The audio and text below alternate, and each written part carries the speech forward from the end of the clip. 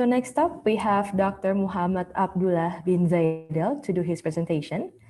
Dr. Muhammad Abdullah bin Zaidel is a Director of Economic Planning Unit Sarawak, the Sarawak Chief Minister Department. He was a Senior Finance Lecturer at the Faculty of Economic and Business, University Malaysia, Sarawak. He is also a Harvard Business School alumni, additionally associate. Professor Dr. Muhammad Abdullah is a member of the Special Interest Group on Hydrogen Economy at the Academy of Science Malaysia. Okay, so I would like to welcome Dr. Muhammad Abdullah bin Zaidel to our screen. Dr. Muhammad Abdullah bin Zaidel, time and screen are yours. Okay, thank you very much, MC, and Assalamualaikum and good morning to everybody. Today, basically, I'm very grateful to NEDO for giving me the opportunity to share some of the states of Sarawak, part of a state in Malaysia, and on Sarawak hydrogen economy vision. All right, okay, next please. Next, okay.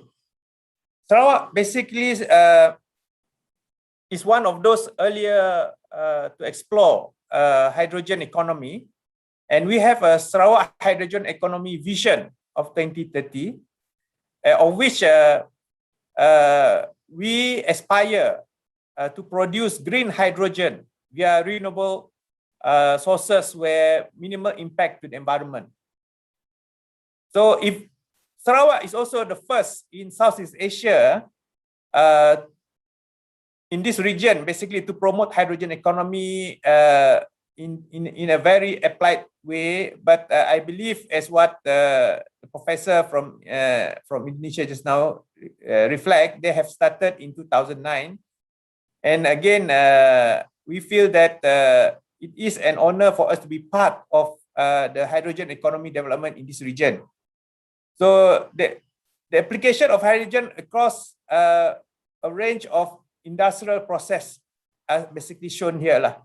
So basically, we believe that global market for hydrogen is expected to reach USD 196 billion by the year 2030, of which Sarawak would like to be part of the development. Okay, next.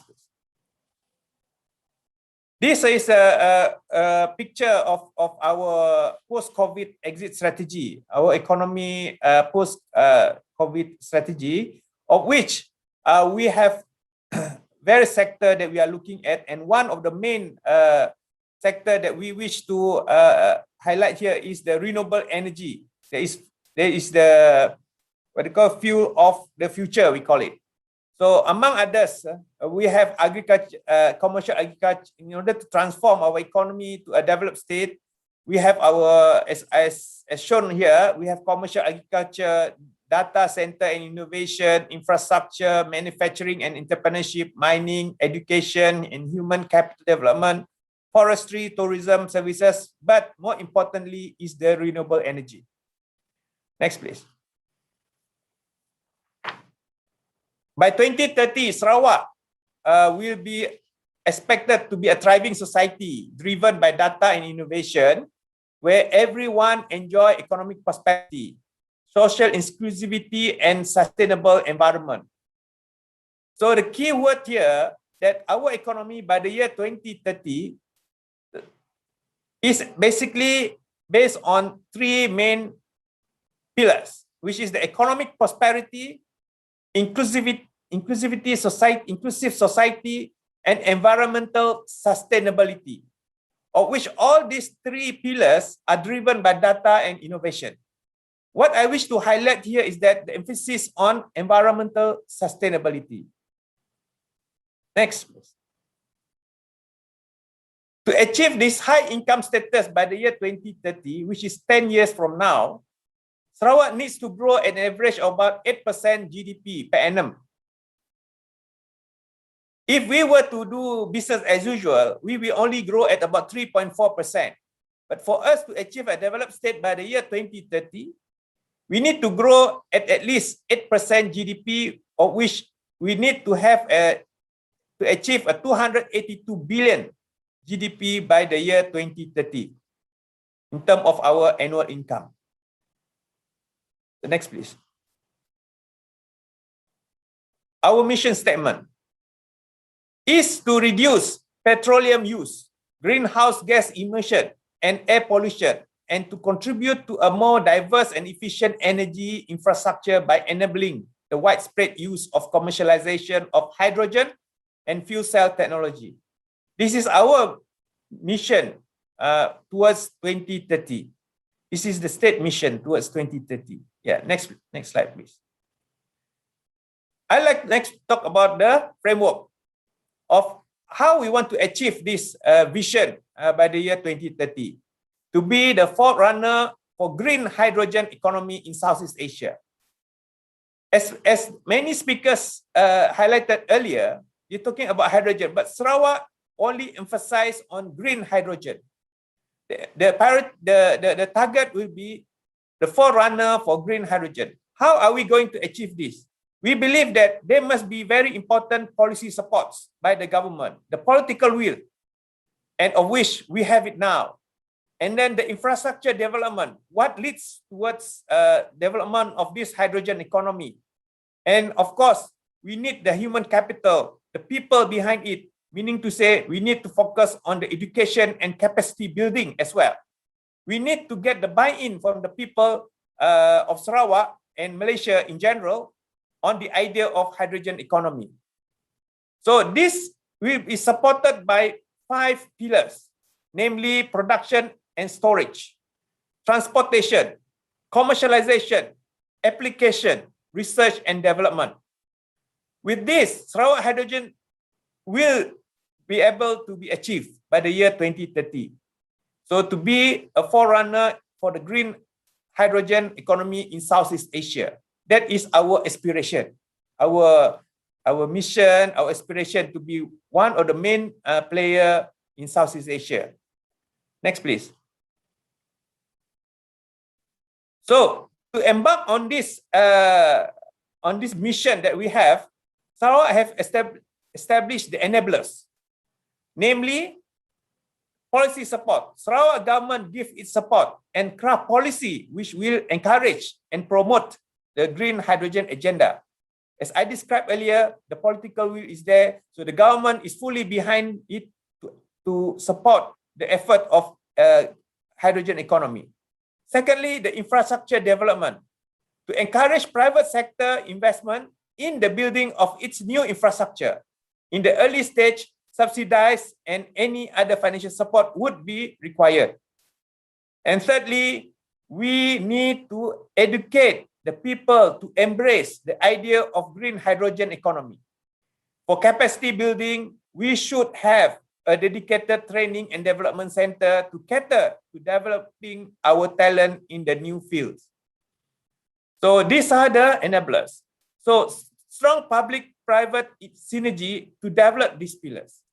These pillars will only happen if there is a strong collaboration between the public and the private sector. So providing a focused, structured, and holistic approach to advance in the green hydrogen economy of Sarawak. First is the production and storage, producing hydrogen via renewable energy source and with competitive costs. Sarawak is known to have 5 big hydro dams available that produce renewable energy every day. And at the same time, in terms of transportation, optimizing the cost of transportation of hydrogen for domestic use and export market. This is where we need to address. We need to address the cost factor of transportation of hydrogen for both domestic and for export market. Commercialization as exploring potential market for green hydrogen in the region and beyond. So all this is based on commercialization.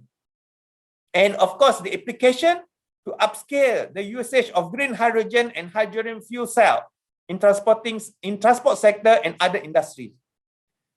And finally, the last pillars is the R&D. Increasing R&D effort to improve the efficiency of hydrogen-related equipment.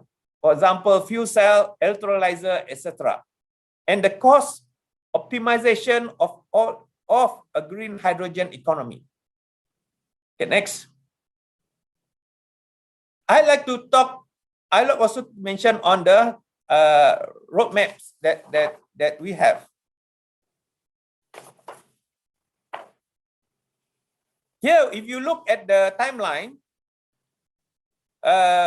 we are at the 2021.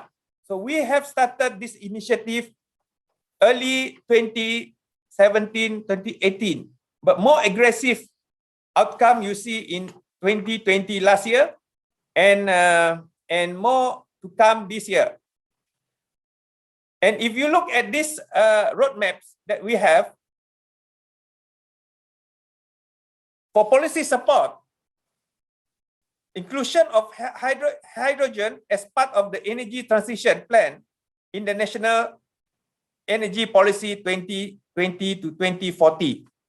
And if everybody take note that, you know, in the last year budget presentation by the Minister of Finance of Malaysia, he did give a special allocation for importation of hydrogen commercial vehicle with tax exemption for Malaysia. So for importation of commercial vehicle powered by hydrogen were given special tax exemption. So which I believe this is already indicative of the national energy policy, and government grant subsidies and tax incentive to encourage the growth of hydrogen economy. And then also adaptation of hydrogen safety standards and regulation. So these are already in the pipelines. I believe Professor Dato' Wan can confirm this later on as our next speaker. And on the infrastructure development, encourage private sector investment in hydrogen infrastructure investment, which I'm going to highlight afterward, some of the things that have been done. And then government grant in early stage would be required for infra development. Of course, this, for example, the setting up of hydrogen kiosk, the 3-in-1, and also the setting up of hydrogen refueling station and hydrogen production, commercial production by the year 2023.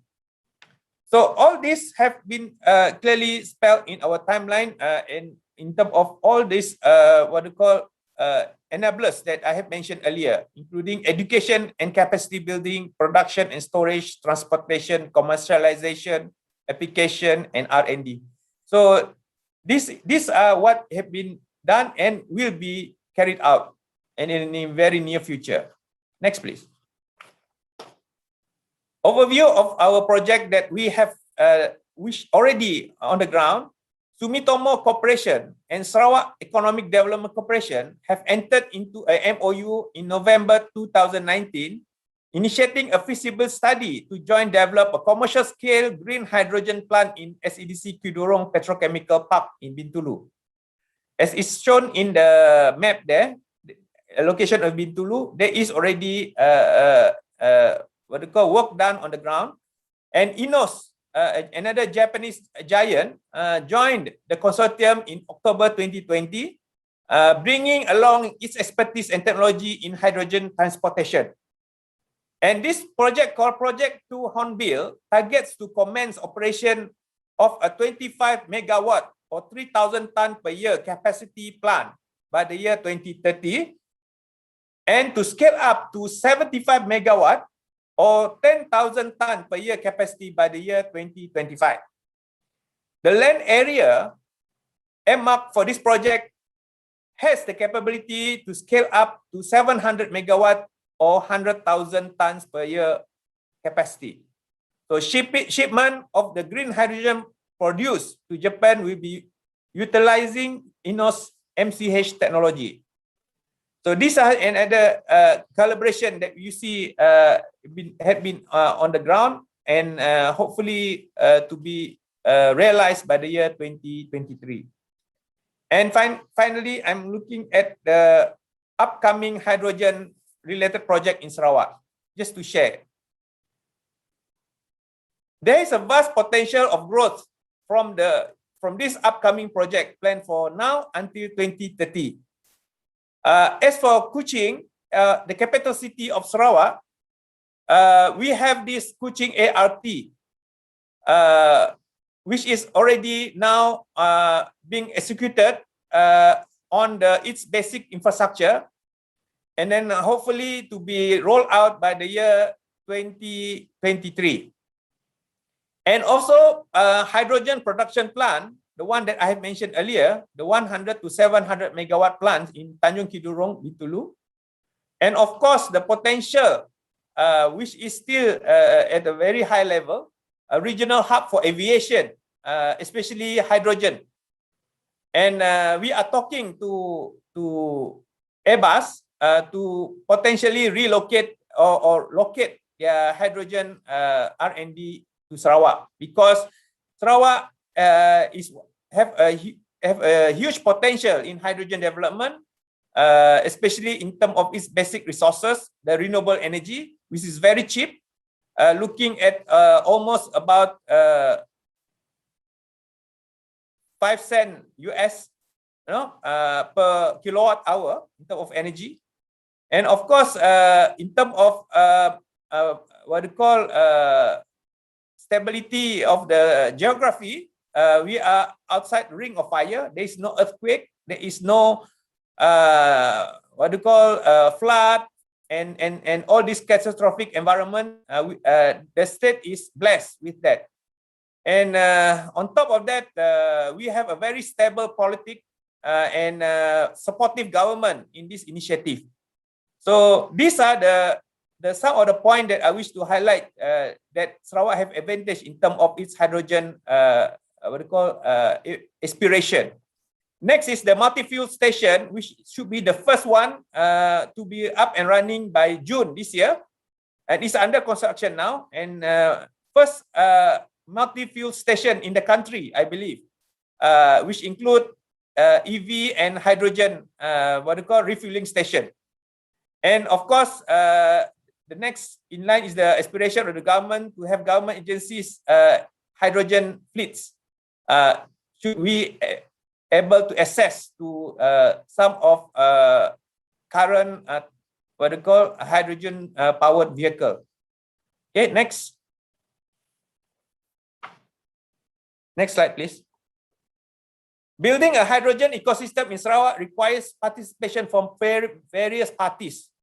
As I said earlier, it can only work if there is a collaboration between private and public sectors. So in this case, hydrogen industry players needs to work together with the state in order for us to achieve this aspiration. So in the case of Sarawak hydrogen ecosystem, we have SEB, Sarawak Energy Berhad, that provide the renewable energy, the green energy at a very competitive and so far the cheapest in this region. SEB, Sarawak Energy Berhad, the electricity company, can supply renewable energy at a very cheap cost and the cheapest in Southeast Asia in terms of rates. And then we have industry player, and we have at the moment SEDC Energy, which is one of state GLC, to lead this venture of hydrogen economy. And of course, the R&D, which include JICA, UNIMAS, and many other education institutions. And we also need international conferences. We have already event managers and event conferences available in Sarawak. And finally, Hydrogen Society and Association. So we need to link up to this association, of which, as mentioned, I'm one of the members of the association. Okay. Next, for that, I have concluded my presentation for this, and I'm happy to explore more opportunity for the development of hydrogen economy in this region. And I believe that with this our participation, the state government participation in this webinar will give some insights to those who are interested to work on this hydrogen investment in Sarawak are very much welcome, and we hope that this will bring for the betterment of human living throughout the world. With that, I pass back my time to MC. NEDO.